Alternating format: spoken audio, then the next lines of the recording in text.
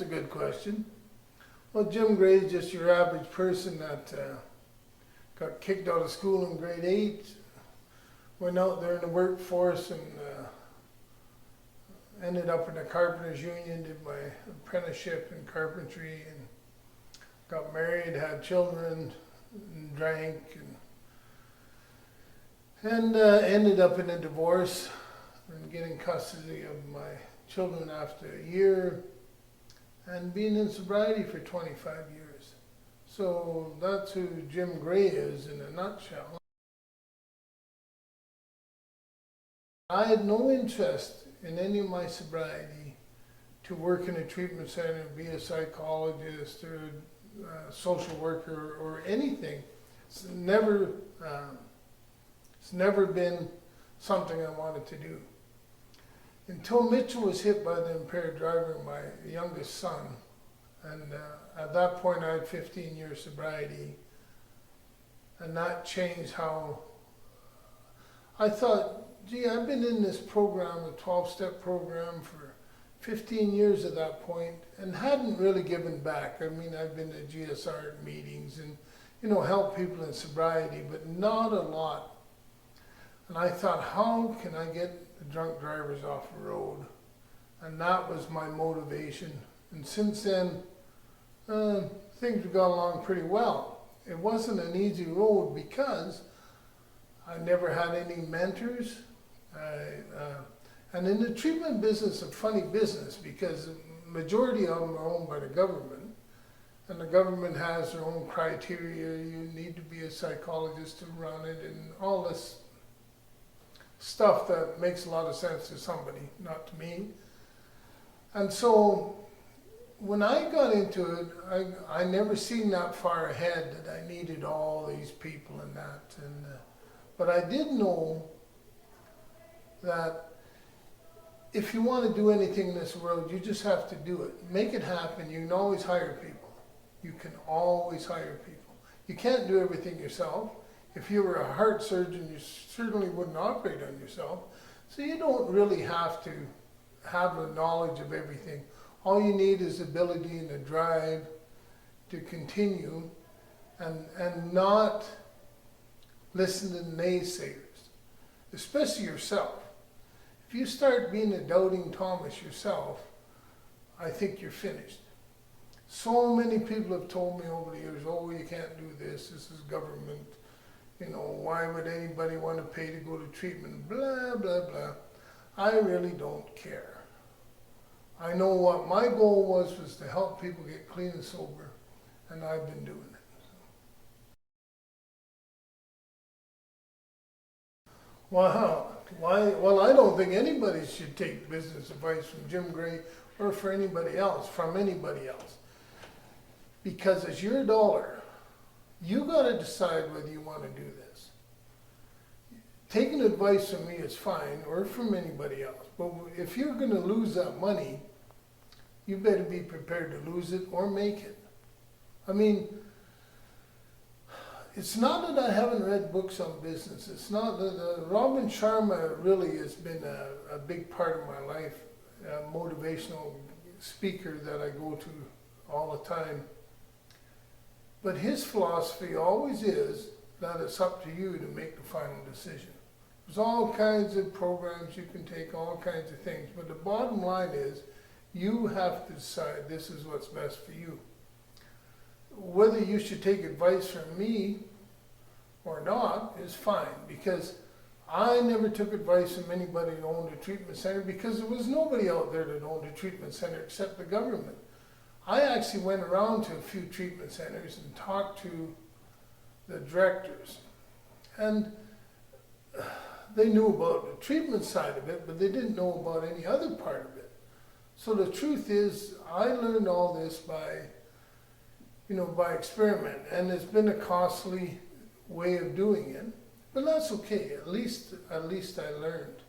So if you ask me a question about how to open a treatment center, I'm going to give you a straight answer, as I know from my point. It doesn't mean there isn't other ways to do it. I've had people come here, and I just have to mention, I had a group of of 6 ministers come here. And they asked, could we come and talk to you about opening a treatment center? I said, fine, come on. So they came, and I said, what do you fellows want? Well, they're all in their late 60s and 70s. We want to open a treatment center to help people. Wonderful. So, why aren't you doing it? Well, we don't know how to do it. I said, well, all you can do is get a building, go to auction, get a camp, open it, put it on some location, preferably an old church out in the country, which you guys can get. You have access to that stuff. Go and do that and just open it. Wow, that's going to cost money. I said, yeah, it'll cost 100, 200,000. But so what? You guys have the money, right? You're old enough that you should have the money. Well, yeah, we have the money, but we have to put in all these, we want the government to finance it. So we want to put a proposal in for the government. I said, you guys will be dead before you open a treatment center. You can either go open it today or you're never going to open it. So, and that's how it is. If you want to do it, do it. Well, business-wise, what happened is I was working for a camp outfit, Royal Camp out of Edmonton, and I was all over the province, and Manitoba, Saskatchewan, Alberta, and British Columbia, setting up construction camps, or oil rig camps mostly. So I was real familiar with camps. I had my own in the Northwest Territories. So trailer camps is kind of what I knew. And I knew there was one out here. It used to be a provincial prison out here in Tees. And so when I decided to do this, and I needed a location, I had in the back of my mind, I'd seen it out here a year before. And the government had closed down the prison. It was just five trailers, I think, about 3,000 square feet. And I didn't even have to go inside the buildings. In fact, I couldn't get in the buildings. They were all locked. So I went and made an offer, and they sold it to me. And that's how far ahead I thought. And from that, about 3,000 square feet, right now we're at 39,000 square feet in less than 10 years. So everything went back in here. All those trailers are gone. We've had over 3,000 people go through here. But it wasn't from a lot of planning, and it was from doing. And that's the way I happen to roll. I do it. I don't think about it. I'm quite sure if I thought about it and dotted all I's and got all the money in position, that I never would have opened. One time, I have to tell this story, one time there's an oil company here, we'd ask them for if they'd send people here. We hadn't heard anything back from her or anything. And one day I wrote all the checks for payroll, and it wasn't enough in the bank, so I said, don't cash your checks yet. I went to the mailbox, and there was a check from an oil company, unsolicited, for $21,000. And they said, put somebody through treatment on us. And that's how this works. You either have faith or you don't. Well, since then, I was talking to somebody in Newfoundland, and they said, boy, we could sure use a treatment center out here. So I said, well, let's open one, and I did. That one maybe I should have spent a little more time thinking about, but it's coming along. Another one I opened in California, and what happened there is my youngest son, who was in the accident, was born in California. And I thought, what a better place to open a treatment center than where Mitchell was born, and most of this is because of him. So I went down there and I opened one on the same idea as this, a user pay. And I fell into what they call the insurance world. And I'm opening more in California.